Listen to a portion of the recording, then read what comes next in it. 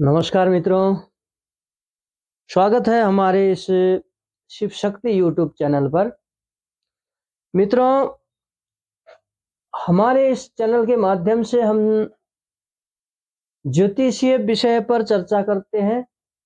साथ साथ में सनातन धर्म के विविध विषय जैसे कि कभी पूजा पाठ के वीडियोज, कभी जो है कि सनातन धर्म प्रेमी जो है विद्वत जन है, आचार्य जी लोग हैं, उनसे मुलाकात होती है, वो भी वीडियो डालते हैं। कभी जो है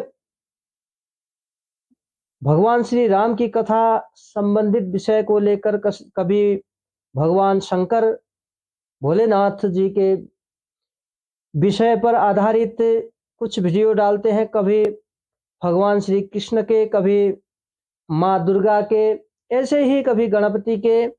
तो केवल सनातन धर्म के विषय पर आधारित वीडियोज हम इस हमारे यूट्यूब चैनल के माध्यम से आप लोगों के समक्ष प्रस्तुत करते आ रहे हैं और भविष्य में भी ऐसा ही प्रयास हमारा जारी रहेगा, करते रहेंगे, ऐसा हमारा विश्वास है।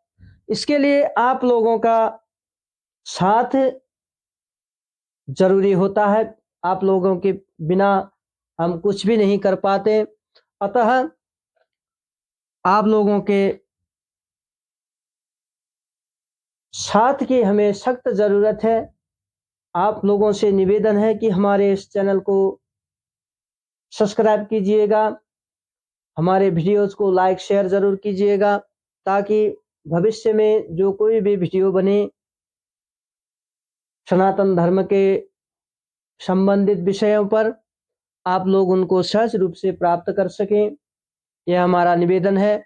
अब आज का विषय है, क्योंकि अभी हम जो है हमारे ज्योतिष रिलेटेड वीडियोज़ जो है उनके अंतर्गत हमने 2-4 दिन पहले ही सूर्य देव के द्वादश भावों में क्या क्या प्रभाव होते हैं, जातक जातिकाओं को जीवन में कैसा फल प्राप्त होता है, इसके बारे में हमने चर्चा किए हैं।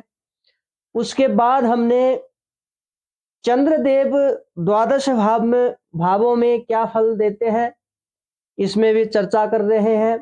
तो हमने कल के वीडियो पर चंद्रदेव लग्न में यानी कि फर्स्ट हाउस में प्रथम भाव में चंद्रदेव स्थित हो तो जातक जातिकाओं को जीवन में क्या क्या प्रभाव पड़ते हैं, कैसा फल प्राप्त होता है, इसके भी बारे में आप लोगों के समक्ष हमने वीडियो अपलोड किए हैं।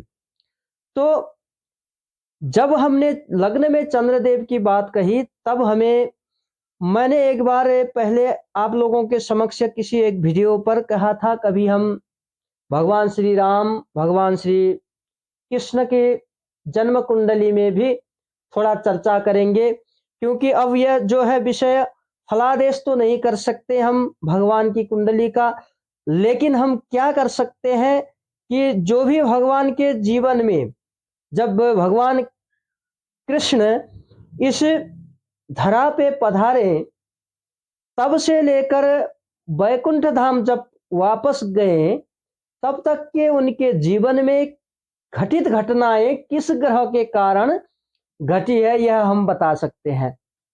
तो यह एक हमारे लिए भी एक यह शिक्षा होगी, यह लेसन हमें लर्न करने को मिलेगा आप सभी लोगों को, हम सभी लोगों को। वो क्या कि अगर हमारी कुंडली में भी ऐसे ग्रह स्थित हों और हमारे जीवन में उसका फल ऐसा प्राप्त हो रहा होता है, इसको जानने के लिए हमारे जन्म कुंडली से बहुत यह सहायक हो जाती है। तो अब भगवान श्री कृष्ण की जन्म कुंडली प्राप्त हुई है। अब प्रश्न यह उठ सकते हैं कि अब कोई पूछ सकते हैं, क्या आप भगवान श्री कृष्ण के आचार्य थे, गुरु थे, कहाँ से मिली आपको कुंडली? कोई यह कह सकता है। और कोई यह भी कह सकता है कि क्या आपने यह कुंडली कहाँ से प्राप्त की? आप उसी युग से थे जिस युग में भगवान श्री कृष्ण थे, उसी युग से आप अभी तक हैं? यह भी पूछ सकते हैं। अब बात यह है कि ना तो मैं भगवान श्री कृष्ण का गुरु हूँ, आचार्य हूँ, ऐसा सौभाग्य मुझे कहाँ से प्राप्त होगा। और ना ही मैं उसी युग से हूँ जिस युग में भगवान श्री कृष्ण थे। मैं तो कलियुग का एक सामान्य घर का पंडित हूँ। थोड़ा ज्योतिष शास्त्र से संबंधित विषय पर अध्ययन कर रहा हूँ, ऐसा समझिएगा कि मैं अभी अध्ययन पर हूँ। यह पूर्ण शिक्षा प्राप्त नहीं हुई है, क्योंकि शास्त्र बहुत हैं, ग्रंथ बहुत हैं, हमारी दिनचर्या में और भी कार्य करने पड़ते हैं और हमारी उम्र भी छोटी होती है, तो उम्र कम पड़ जाती है। अतः मैं अभी अध्ययन में ही हूँ, पूर्ण नहीं हूँ, अपूर्ण ही हूँ। फिर भी जितना ज्ञान प्राप्त हुआ है, उसी ज्ञान को लेकर आप लोगों के समक्ष प्रस्तुत कर रहा हूँ। अतः इन प्रश्नों से कोई मान्यता नहीं रखता, माने नहीं रखता। अब बात यह है, जैसे कि अब यहाँ पे भगवान श्री कृष्ण, अब एक छोटा सा महत्वपूर्ण जो है सूचना, जानकारी जो है मैं यहाँ प्रस्तुत करता हूँ, उसके बाद हम कुंडली में जाएंगे। अब जैसे कि भगवान श्री कृष्ण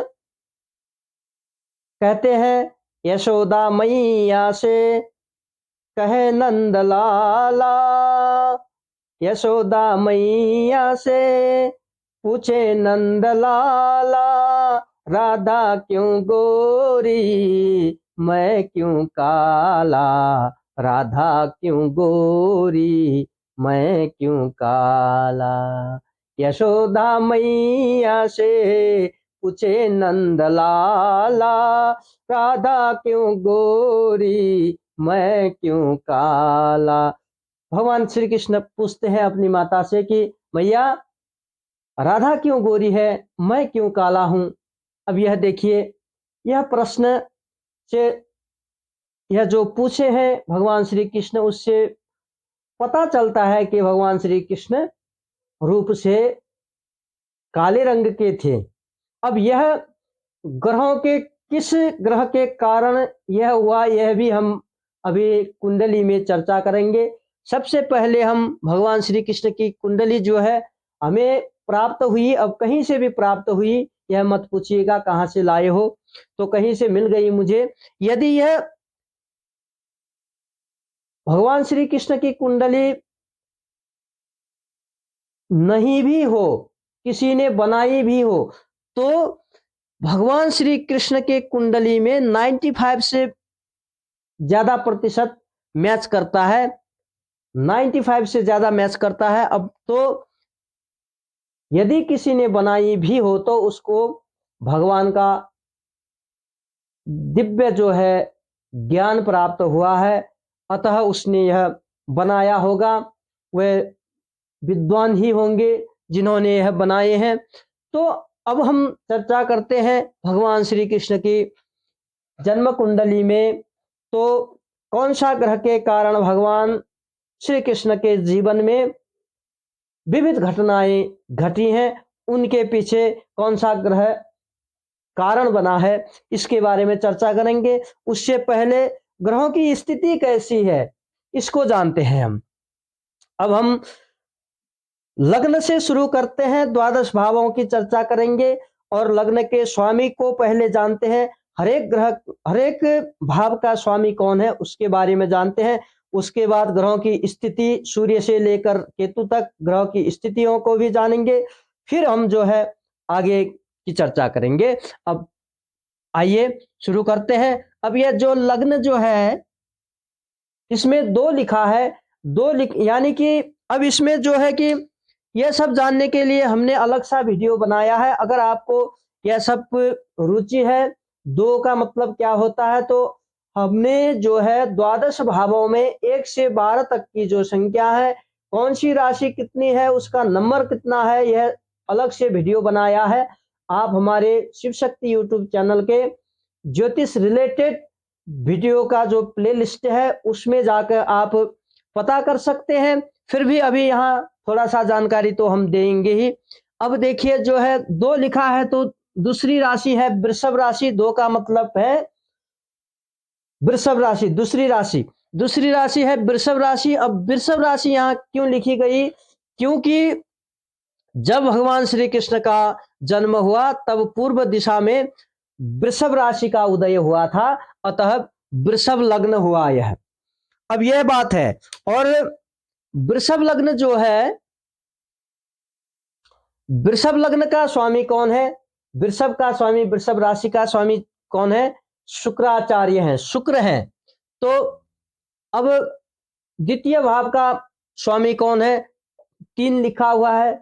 तीसरी राशि मिथुन राशि है, मिथुन राशि के स्वामी बुधदेव हैं। और तीसरे भाव में 4 लिखा हुआ है, 4 के स्वामी कौन है? 4 चौथी राशि है कर्कट राशि, कर्कट राशि के स्वामी चंद्रदेव हैं जो लग्न में स्थित है।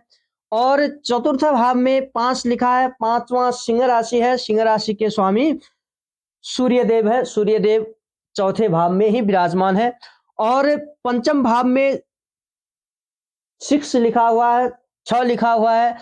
यह जो है छठी राशि कन्या राशि है, कन्या राशि के स्वामी बुधदेव हैं, बुधदेव भी सुग्रीव होकर यहीं पर बैठे हैं। अब इनकी स्थिति कैसी है पहले इसको पूर्ण करें, उसके बाद चर्चा करेंगे। और षष्ठम भाव में 7 लिखा हुआ है, 7वीं राशि है तुला राशि, तुला राशि के स्वामी है शुक्रदेव, यहीं पे विराजमान है। और सप्तम भाव में 8 लिखा हुआ है, 8वीं राशि है वृश्चिक राशि, वृश्चिक राशि के स्वामी हैं शनिदेव, शनिदेव माफ कीजिएगा, वृश्चिक राशि के स्वामी है मंगल, मंगल यहाँ 9वें भाव में स्थित है। और अष्टम भाव में 9 लिखा है, 9वीं राशि है धनु राशि, धनु राशि के स्वामी बृहस्पति हैं, देवगुरु बृहस्पति एकादश भाव में विराजमान है। और 9वें भाव में 10 लिखा हुआ है, 10वीं राशि जो है मकर राशि है, मकर राशि के स्वामी शनिदेव है, शनिदेव षष्ठम भाव में स्थित है। और 10वें भाव में जो है 11 लिखा हुआ है, 11वीं राशि जो है कुंभ राशि है, कुंभ राशि के स्वामी जो है षष्ठम भाव में विराजमान है। और एकादश भाव में जो है 12 लिखा हुआ है, 12वीं राशि जो है अंतिम राशि मीन राशि है, मीन राशि के स्वामी देवगुरु बृहस्पति हैं, वहीं पे विराजमान है। और द्वादश भाव में जो है 1 लिखा है, पहली राशि जो है मेष राशि है, मेष राशि के स्वामी जो है मंगल देव 9वें स्थान में विराजमान है। यह तो हुए द्वादश भावों के स्वामी कौन कौन है और कहां कहां विराजमान है।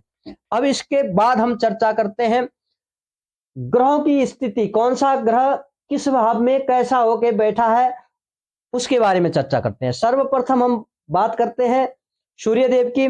सूर्यदेव जो है चतुर्थ भाव में, अब 5वीं राशि सिंह राशि के हैं, सिंह राशि सूर्यदेव की अपनी राशि है, स्वराशि के होकर चतुर्थ भाव में बैठे हैं।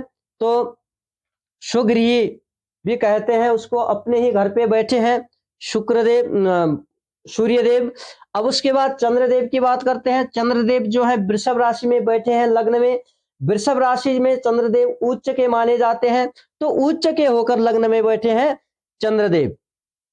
उसके बाद जो है चंद्रदेव के बाद हम बात करते हैं मंगल की बात करते हैं। मंगल जो है 9वें भाव में यानी कि भाग्य स्थान में बैठे हैं। भाग्य स्थान में किसकी राशि पे बैठे हैं? 10वीं राशि मकर राशि में बैठे हैं। मकर राशि शनिदेव की राशि है। और 10वीं राशि में मंगल देव जो होते हैं उच्च के हो जाते हैं। तो मंगल भी उच्च के हो गए, चंद्रमा हो गए, मंगल उच्च के हो गए, 2 ग्रह उच्च के हो गए अभी तक। अब बुधदेव की बात करते हैं। बुधदेव जो है कन्या राशि में है, 5वें स्थान में बैठे हैं, अपना घर भी है, परंतु बुधदेव जो है कन्या राशि में उच्च के माने जाते हैं, तो बुध भी उच्च के हो गए।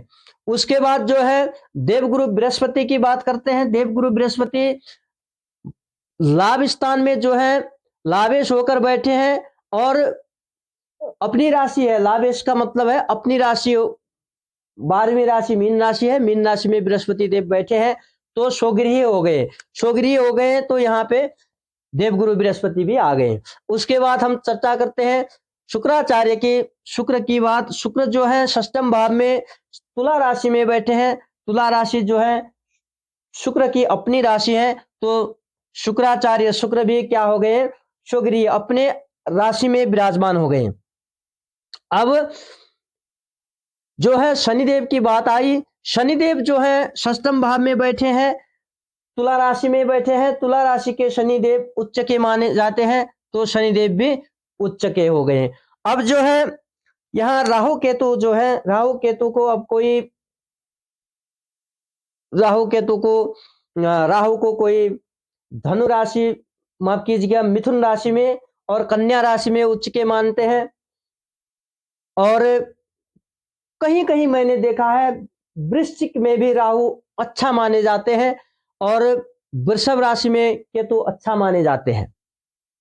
तो प्रायः हमने बात की अभी 7 ग्रहों की। अब राहु केतु जो है छाया ग्रह है, छाया ग्रह होने के कारण अर्ध ग्रह भी है, वो पूर्ण नहीं है, फिर भी इनका प्रभाव तो पड़ता ही है।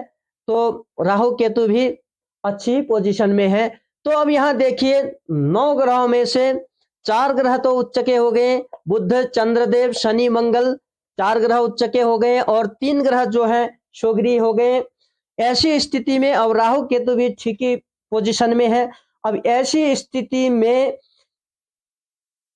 यह, यदि आप लोगों के परिवार में, आप लोगों के इष्ट मित्र में किसी की भी ऐसी कुंडली हो, तो समझिए वो भगवान श्री कृष्ण की तरह कार्य करने में सक्षम होगा, यह गारंटी है। अब जो है भगवान श्री कृष्ण के जीवन में घटित घटनाएं किस ग्रह के कारण से हुई, थोड़ा सा ये इसमें हम चर्चा करते हैं। अब जो है भगवान, अभी अभी मैंने एक कहा, यशोदा मैया से पूछे नंदलाला, राधा क्यों गोरी मैं क्यों काला, जो यह है। अब भगवान श्री कृष्ण देखिए, अब मध्य रात्रि में जन्म हुआ है, भाद्र कृष्ण अष्टमी में जन्म हुआ है। अब भगवान श्री कृष्ण ने जो है, पहले तो एक बात बता दूं आप लोगों को, भगवान श्री कृष्ण ने मध्य रात्रि में, रात में जन्म क्यों लिया, इसका एक बड़ा गूढ़ रहस्य है। क्योंकि जब भगवान श्री राम ने चैत्र शुक्ल नवमी में दिन में जन्म लिया, तो सभी ने उनका जन्म देखा, परंतु जो है चंद्रदेव छूट गए, चंद्रमा ने जो है उनका जन्म नहीं देखा। तब चंद्रमा थोड़ा दुखित हो गए। तो भगवान श्री कृष्ण ने जो है उनकी इच्छा पूरी करने के लिए रात्रि को जन्म लिया। तो भाद्र कृष्ण अष्टमी में जब मध्यरात्रि जन्म हुआ, रोहिणी नक्षत्र था उस दिन, तो अब काले क्यों पड़ गए, अब लग्न में चंद्रदेव है, चंद्रदेव होने से तो गोरा होना चाहिए, काले हो गए। अब कृष्ण अष्टमी तक जो है, अब कोई पंचमी तक मानते हैं पूर्ण चंद्र, अब कोई अष्टमी तक पूर्ण चंद्र मानते हैं, अष्टमी नवमी तक। तो यदि इतना तो नहीं होना चाहिए, परंतु फिर भी गोरा ही होना था। लेकिन हुआ क्या, यहां पर जो है केतु भी बैठ गए, अब ग्रहण लग गया, चंद्रदेव को ग्रहण लग गया, तो तब भगवान श्री कृष्ण का रूप कैसा हो गया, काला पड़ गया, नहीं तो गोरा होना था। यह रूप की बात हो गई। अब जो है इसके बाद हम बात करते हैं, और दूसरी बात, द्वितीय राशि वृषभ राशि है। वृषभ राशि के स्वामी शुक्राचार्य हैं, जो षष्ठम भाव में बैठे हैं सुग्री होकर, और शुक्राचार्य के कारण भी थोड़ा सा काला रंग पड़ जाता है। अब उसके बाद हम बात करते हैं, अब दूसरे भाव में जो है, द्वितीय भाव जो है धन का भाव है। अब द्वितीय भाव के मालिक बुध हैं, बुध जो उच्च के होकर षष्ठम भाव में बैठे हैं। तो भगवान श्री कृष्ण को जो है अब धन की तो समस्या नहीं होती, अब वो तो भगवान है, लीला करने आए, उनको धन क्या। लेकिन अगर किसी जातक के जन्म कुंडली में ऐसा है, तो जीवन में धन की समस्या कभी नहीं होती। हमने जो है भगवान श्री कृष्ण की जन्म कुंडली का चर्चा करके, अभी के समय में जिस किसी की भी जातक जातिकाओं के जन्म कुंडली में ऐसा योग बन रहा है, ऐसी स्थिति है, तो उनमें समझना चाहिए वो तो भगवान ही है, भगवान को तो क्या है, वो तो लीला करने के लिए आए, वो तो धर्म की रक्षा करने के लिए आए हैं, उनको तो कोई अन्य लालसा नहीं है। अब यह हुए चतुर्थ भाव का जो है, अब तृतीय भाव जो है पराक्रम का है। पराक्रम के मालिक कौन है? चंद्रदेव है, उच्च के हैं। तो पराक्रम भी कितना अच्छा पराक्रम रहता है कि उनके पराक्रम की सारा जगत प्रशंसा करता है। अब पंचम भाव जो है, पंचम भाव किसका भाव है? चतुर्थ भाव जो है, चतुर्थ भाव किसका कारक है? माता का कारक है, भूमि वाहन सुख का कारक है। तो यहाँ पे जो है सूर्यदेव चतुर्थ भाव में सुगृही तेज के समान बैठे हैं। तो यहाँ पे थोड़ा क्या है कि भगवान को भौतिक सुखों का आनंद होते हुए भी कर नहीं पाते, क्योंकि यहाँ सूर्यदेव का तेज है। तो उसके कारण थोड़ा वह प्राप्त तो होता है लेकिन सुख भोग नहीं कर पाते, कुछ न कुछ उसमें आ ही जाता है। अब क्या आता है, अभी क्यों आता है, उसके बारे में अभी चर्चा करेंगे। उसके बाद अब पंचम भाव जो है बुध है, पंचम भाव के मालिक बुध है, उच्च के बने हैं। तो बुद्धि, बुध क्या है? बुद्धि है। बुध क्या है? वाणी है। तो भगवान श्री कृष्ण की जैसी वाणी और उनकी जैसी बुद्धि दुनिया में किसी की नहीं हो सकती। हो सकती है किसकी?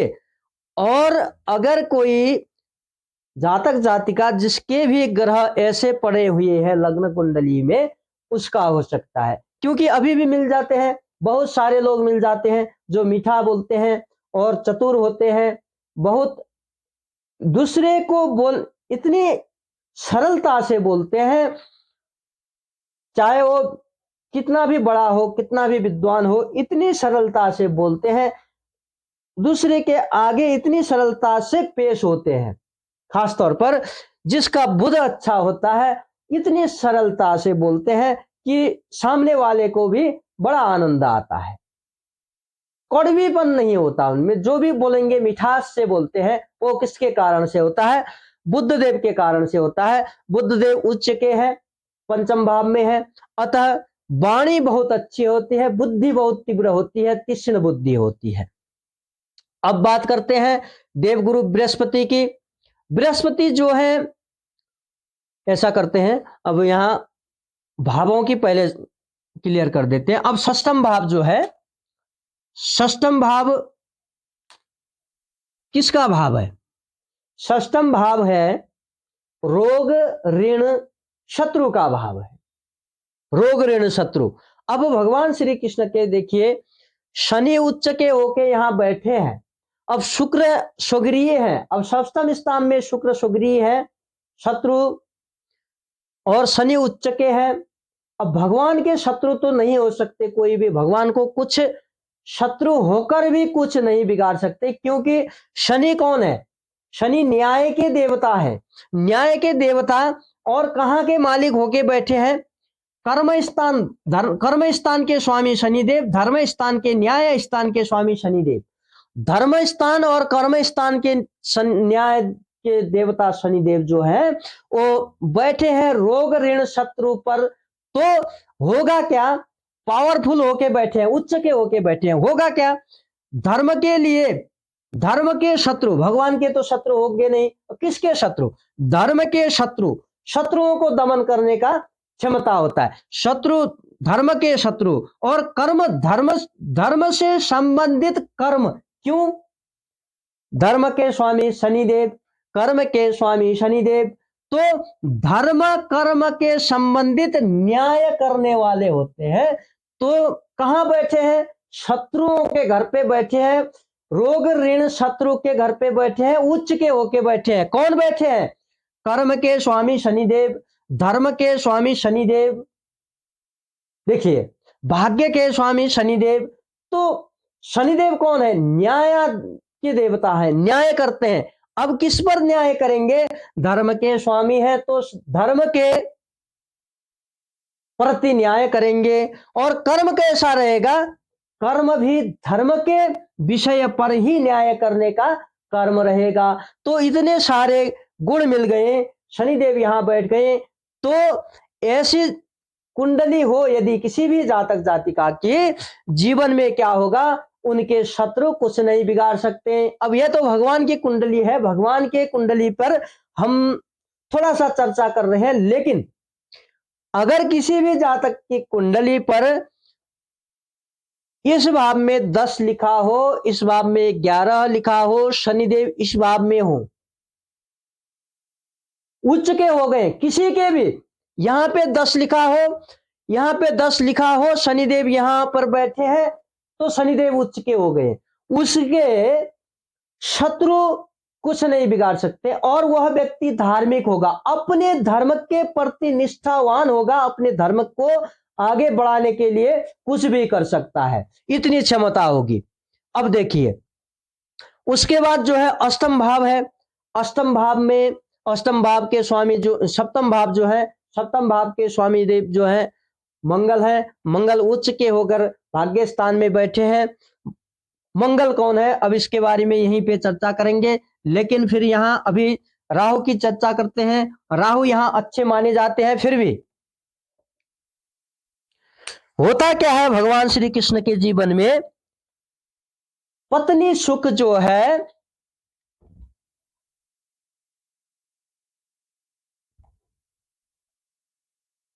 पत्नी सुख, जैसे भगवान श्री रामचंद्र के कुंडली में जो है पत्नी का सुख नहीं है, पत्नी वियोग है, पत्नी से दूर ही रहना होता है, पत्नी साथ में हो गई समस्या खड़ी हो गई, ऐसा भगवान श्री रामचंद्र का है। लेकिन भगवान श्री कृष्ण का ऐसा नहीं है, चंद्रदेव उच्च के देख रहे हैं पत्नी स्थान को, उच्च के होकर देख रहे हैं, अच्छा है, फिर भी क्या हो रहा है, यहां पे पत्नी का सुख भोगते भोगते उनको कहीं निकल जाना पड़ता है, एक जगह है ठहरने नहीं देता, कौन नहीं देता, राहु नहीं देता, केतु नहीं देता, देख रहे हैं यहां से।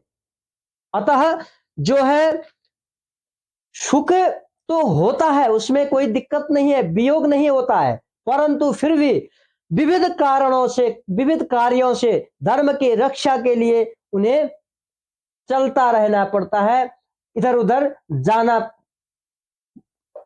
होता है।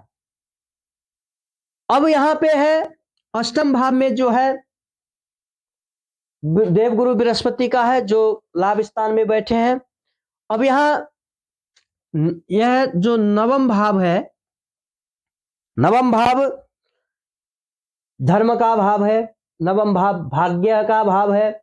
अब देखिए उच्च के मंगल हैं, उच्च के मंगल, मंगल कौन है, मंगल सेनापति है, पावरफुल बन के बैठे हैं, और सप्तम के स्वामी है मंगल देव, और द्वादश के स्वामी है मंगल देव। तो अब द्वादश कहां का है, द्वादश विदेश का है, यानी कि भगवान श्री कृष्ण जो है अपने ही क्षेत्र में नहीं, बाहर भी अपने क्षेत्र, अब देखिए ऐसा है भगवान का क्षेत्र अपना क्षेत्र, बाहर क्षेत्र ऐसा नहीं होता, भगवान का तो सब सारा संसार ही है। फिर भी जब मनुष्य रूप में जन्म ले लिया तो भगवान श्री कृष्ण जो है, जो राजा बन गए, जैसे राजा बन गए तो उनका एक देश होगा, उनका एक क्षेत्र होगा, उससे बाहर भी भगवान श्री कृष्ण कोई हिचकिचाहट नहीं होगी, उनका जो है दबदबा चलता रहेगा, उनका पहुंच जो है, बल जो है कभी भी कम नहीं होगा, आत्मबल जो है वो पावरफुल होगा दूसरे को। अब यहां पे धर्म के विरुद्ध वालों को, दूसरे को कहने का मतलब है धर्म के विरुद्ध वालों को अपने क्षेत्र में तो दंड दिया, लेकिन अपने क्षेत्र से बाहर वाले क्षेत्रों में भी दंड देने में सामर्थ्य रहते हैं, इतनी हिम्मत होती है। यह कौन देता है, यह देता है सूर्यदेव, आत्मबल देते हैं, और मंगल जो है सेनापति है, तो सेनापति का जो कार्य होता है वह मंगल देव देते हैं। और बुद्ध जो है वाणी के कारक हैं, बुद्ध तो बुद्धि के कारक हैं, वाणी के कारक है, बुद्ध मीठी बात, कभी भी गुस्सा तो कभी आता नहीं है। अब जब बुद्ध वाणी से कार्य नहीं हुआ, अब यहां गुस्सा आएगा, भगवान श्री कृष्ण को देखिएगा, कभी कभी भगवान श्री कृष्ण गुस्से में कभी आएंगे, कब आएंगे, अगर जब यहां पे बुद्ध देव ने कार्य नहीं कर पाया, क्योंकि बुद्ध देव जो है कुमार है, बच्चे हैं बुद्धदेव। अब उनकी वाणी से कार्य नहीं हुआ, उनकी बुद्धि से कार्य नहीं हुआ, तब कौन आएगा? तब कार्य करेगा मंगलदेव, सेनापति कार्य करेगा। तब क्या होगा? साम दाम दंड भेद की नीति मंगलदेव से आएगी, क्योंकि मंगलदेव कहां पे है? भाग्य स्थान में बैठे हैं, धर्म स्थान पे बैठे हैं और उच्च के होकर फुल पावर में बैठे हैं। तो अगर बुद्धदेव ने काम नहीं किया तो तब आया मंगलदेव की बारी आई। और मंगलदेव क्या है? साम दाम दंड भेद जो है सेनापति का कार्य है। तो उसको ठिकाने लगाने के लिए मंगलदेव का जो है कार्य शुरू होगा। फिर अब कर्म स्थान के मालिक जो है शनिदेव है, शत्रु स्थान में बैठे हैं। तो कर्म कैसा करेंगे भगवान श्री कृष्ण? जो शत्रु है उनको दमन करने के लिए। शत्रु कैसे? धर्म के शत्रु, भगवान के शत्रु तो नहीं होते, धर्म के शत्रु जो है उनके विरुद्ध अब जो है मनुष्य होकर आए हैं, धर्म के प्रति, धर्म की रक्षा के लिए आगे बढ़ रहे हैं। जो अधर्मी लोग हैं वो तो भगवान को शत्रु मानेंगे ही। तो वे शत्रु जो है, उन शत्रुओं को दमन करने का कर्म जो है भगवान श्री कृष्ण करते हैं। क्योंकि यहाँ दशम भाव है कर्म का भाव। कर्म स्थान के स्वामी जो है शनिदेव है, न्याय कारक है, न्याय के देवता है। वो कहाँ बैठे हैं? उच्च के होके षष्ठम भाव में बैठे हैं, रोग ऋण शत्रु के भाव में बैठे हैं। तो कर्म क्या करेंगे? रोग ऋण शत्रु के ऊपर बैठने का कर्म करेंगे, यानी कि उसको दमन करने का, उसको मिटाने का कर्म करेंगे। अब यहां जो है लाभ स्थान में देवगुरु बृहस्पति विराजमान है, अपने घर में है, अच्छे हैं। लेकिन फिर भी अब यहां लाभ जो है, जब भी भगवान श्री कृष्ण लाभ लेंगे खुद के लिए नहीं लेंगे, दूसरों के लिए लेंगे। क्यों ऐसा होता है? अब यह जानने का, देखिए देवगुरु बृहस्पति जो है प्रकाश है। अब जहां पे हम दिया जलाते हैं, आप विचार कीजिएगा, उसके दिया जहां रखा है उसके नीचे हमेशा अंधेरा रहता है। तो ठीक उसी तरह देवगुरु बृहस्पति प्रकाश है, वो ज्ञान देते हैं, सबका अंधकार मिटाते हैं, गुरु हैं। फिर भी जहां पे बैठे हैं उनके नीचे जो है अंधेरा होता है। अतः भगवान श्री कृष्ण जो है अपने व्यक्तिगत लाभ के लिए, आप लोग उनके चरित्र को देखिए, उनका जो है भगवान श्री कृष्ण का जीवन देखिए, अपने व्यक्तिगत लाभ के लिए कभी उन्होंने कार्य नहीं किया होगा, और किया भी होगा तो वो सफल नहीं हुआ होगा। व्यक्तिगत कार्य के लिए वो किसके लिए कार्य करेंगे? वो केवल दूसरों को प्रकाश देते रहेंगे, दूसरों की जो समस्या है वो समस्या समाधान करके दूसरों के लाभ के लिए कार्य करेंगे, खुद के लाभ के लिए कभी भी कार्य नहीं करेंगे। यह आप नहीं पाओगे यदि भगवान श्री कृष्ण के जो है जन्म कुंडली के अनुसार यहाँ जो कही गई है उसको आप पुराणों में देखिए, कथाओं में देखिए, कहीं भी नहीं मिलेगा कि भगवान श्री कृष्ण ने अपने खुद के लाभ के लिए कोई कार्य किया है और उस कार्य से भगवान श्री कृष्ण ने इतना लाभ लिया है, वो कहीं नहीं मिलेगा। क्योंकि गुरुदेव यह करना नहीं देंगे, केवल दूसरों के लिए लाभ के लिए कार्य करेंगे और खुद के लिए लाभ के लिए सोचेंगे भी नहीं।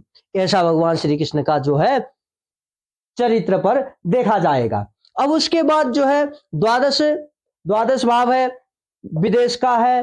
द्वादश भाव जो है विदेश का है, अस्पताल का, अब अभी के लिए अस्पताल का है। अब साथ साथ में जेल का भी होता है द्वादश भाव।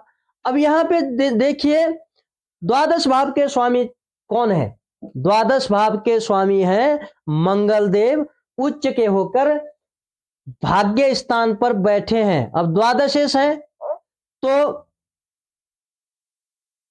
जो है अब विदेशों में भी अपना हुकूमत चलाएंगे अपने क्षेत्र से बाहर भी। और साथ साथ में जो है यहाँ पे मंगलदेव सेनापति उच्च के होकर बैठे हैं। तो कभी भी भगवान श्री कृष्ण के चरित्र में, जीवन में आपने देखा होगा, कभी भी भगवान जो है डरे हुए कभी नहीं लगेंगे। ऐसा प्रतीत होगा आप लोगों को देखेंगे तो। अब बारी आई यहाँ पे, देखिए 4 ग्रह उच्च के हैं, 3 ग्रह जो है स्वगृहीय है। बहुत अच्छी कुंडली है। अगर किसी की भी जो है कुंडली पर ऐसी स्थिति देखा जाए तो समझिए वो बहुत अच्छी कुंडली है। अब इसमें जो है विविध योग भी बनते हैं, अच्छे योग भी होंगे, बुरे योग भी होंगे। अब जैसे कि लग्न में ही चंद्रमा केतु के साथ बैठ गए, ग्रहण योग बन गया। ग्रहण योग से भगवान श्री कृष्ण का जो है, एक तो केतु बैठने से काले हो गए, और दूसरा जो है चंद्रमा पीड़ित हो गए। उच्च के हैं चंद्रदेव, फिर भी केतु बैठने से चंद्रमा पीड़ित हो गए। पीड़ित होने से क्या हो गया, भगवान श्री कृष्ण के जीवन में आप कहीं भी देखिए, सुख से अब तो कोई समस्या नहीं है, आराम से बैठता हूं, ऐसा कहकर वो बैठ क्यों गए, समस्या आ जाती है।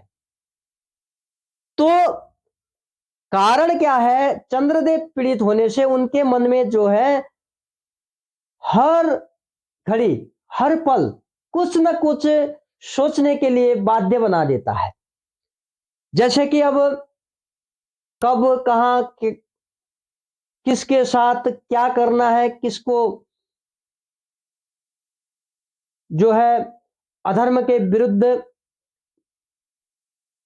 कार्य करना है और धर्म की रक्षा करनी है, कहां पर अधर्मी है, कौन है। एक समस्या को समाधान किया, दूसरा आ गया, दूसरे को समाधान किया, तीसरा, चौथा, पांचवा, ऐसे आते रहते हैं उनके जीवन में। कभी भी आपने उनके जो है भगवान श्री कृष्ण का जीवन आपने देखा होगा, अध्ययन किया होगा पुराणों में, तो आप समझिए कि उनके चरित्र में कभी भी ऐसे जो है मन को अब तो शांति हो गई, अब सब कुछ ठीक है, ऐसे करके कभी भी सुख चैन से बैठे हुए बहुत कम मिलेगा। कब, बहुत कम समय के लिए, क्योंकि कार्य करना ही है, दूसरा आ जाता है, समस्या आ जाती है मन में जो है, मन सोचता रहता है, सोचता रहता है। ये कारण क्यों होता है, देखिए चंद्रमा के साथ केतु बैठ गए। चंद्रमा जो है मन के कारक ग्रह है, तो मन को जो है भगवान श्री कृष्ण का भी मन में सोचते रहना ऐसा बना दिया, किसने, केतु ने, चंद्रमा के साथ बैठ के। ऐसी हाल। अब यहां क्या हुआ, एक खराब योग बन गया, चंद्र केतु और चंद्रमा एक साथ बैठ गए तो ग्रहण योग हुआ। मानसिक तनाव होता रहता है, मन में सोचते रहते हैं, सोचते रहते हैं। तो अब अब दूसरा देखते हैं। अब जैसे मैंने यहां लिखा है, 1 से यहां 9 तक ये सब ग्रह है। पहला ग्रह सूर्य, चंद्र, मंगल, चौथा बुध, बृहस्पति, शुक्र, शनि, राहु, केतु। अब यहाँ पे लिखा है आगे, किसी के आगे 7 लिखा, एक ही अंक लिखा है, किसी आगे 3-3 अंक लिखे हैं। अब इसका मतलब क्या है, दृष्टि किसकी कहां पे है। अब जैसे सूर्य देव की दृष्टि है कर्म स्थान पर, चंद्रदेव की दृष्टि है सप्तम स्थान पर, 7वीं दृष्टि, क्योंकि 7 लिखा है तो यह 7वीं दृष्टि से देखते हैं, 7वें भाव को इनकी नजर होती है। जैसे कि अब यहाँ पे चंद्रदेव है, यहां से गिनना होगा 1 2 3 4 5 6 7, यहां से ठीक सामने 7वीं राशि, 7वां भाव हुआ, तो चंद्रदेव की दृष्टि यहां होगी 7वीं। अब सूर्य देव की दृष्टि 7वीं कहां हो गया, यहां हो गया, 1 2 3 4 5 6 7, तो यहां से यहां देखेंगे। अब उसी तरह जो यह है मंगल, जो है मंगल की दृष्टि, चौथी दृष्टि 7वीं 8वीं दृष्टि होती है, तो मंगल देव यहां बैठे हैं, 1 2 3 4 द्वादश भाव को देखेंगे। उसके बाद 7वीं यहां से कहां देखेंगे, 1 2 3 4 5 6 7, यहां देखेंगे, 7वीं दृष्टि यहां से यहां पड़ गई, और उसके बाद 8वीं दृष्टि जो है यहां पर पड़ गई। तो बुध जो है 7वीं दृष्टि से देखते हैं। अब यहां से कहां देखेंगे, 1 2 3 4 5 6 7, यहां पे देखेंगे, बुध यहां बैठे हैं, तो यहां भी देखेंगे, यहां भी देखेंगे। अब बृहस्पति जो है, देखिए बृहस्पति की 5 7 9 दृष्टि, 5वीं दृष्टि होती है, 7वीं 9वीं दृष्टि होती है। अब 5वीं दृष्टि यहां से 1 2 3 4 5, उसके बाद जो है देखिए 7वीं दृष्टि 6 7। अब यहां एक योग बन रहा है, देखिए अब बुध यहां बैठ के अपने घर पे बैठ के बुध कहां देख रहे हैं, यहां लाभ स्थान को देख रहे हैं, और बृहस्पति जो है अपने घर के हैं, यहां से यहां देख रहे हैं। यह ग्रह यहां देख रहा है, यह ग्रह यहां दिख रहा है, तो अच्छा योग बन रहा है। इसी तरह अब देखिए और सारे योग भी बन सकते हैं, लेकिन जो है ग्रहों की दृष्टि इतनी होती है। अब यहाँ राहु केतु की दृष्टि जो होती है 5वीं 7वीं 9वीं दृष्टि होती है, दोनों की 5वीं दृष्टि 7वीं दृष्टि 9वीं दृष्टि। अब कहीं कहीं मैंने देखा है राहु केतु की केवल 10वीं दृष्टि होती है, ऐसा भी देखा है। लेकिन मैंने बहुत सारे ग्रंथों को अध्ययन करने के बाद, जब मैंने बहुत सारे ग्रंथों में जो है राहु केतु की 5वीं 7वीं 9वीं दृष्टि होती है ऐसा पाया मैंने, उसके बाद मैंने यहाँ आप लोगों के समक्ष 5वीं 7वीं 9वीं दृष्टि को फोकस किया। नहीं तो कहीं कहीं पर जो है 10वीं दृष्टि होती है भी पाया है मैंने, लेकिन बहुत कम पाया है। तो अभी इस हिसाब से देखिए जन्म कुंडली जो है भगवान श्री कृष्ण के जीवन में घटित घटना किस ग्रह के कारण हुए, यह हमने थोड़ा बहुत जो है यहाँ चर्चा किया। आप लोगों के समक्ष इससे भी ज्यादा ज्ञान हो सकता है, कृपया आप भी शेयर करें और हमारे इस वीडियो को लाइक करें, शेयर करें और हमारे यूट्यूब चैनल को सब्सक्राइब भी करें। अभी के लिए इतना ही, अब अगले वीडियो में फिर दूसरा वीडियो लेके आएंगे। अभी के लिए जय जय श्री कृष्णा, हर हर महादेव, ओम नमः शिवाय।